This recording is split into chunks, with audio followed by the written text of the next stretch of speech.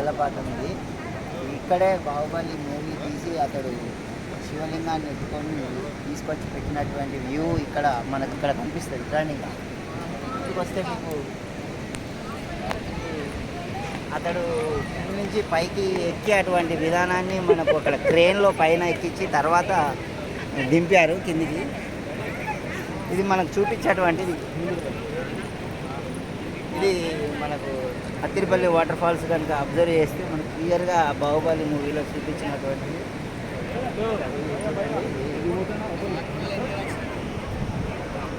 అక్కడ కింది నుంచి క్రేన్లతోటి పైకి ఎక్కించి అక్కడ నిలబెట్టారు.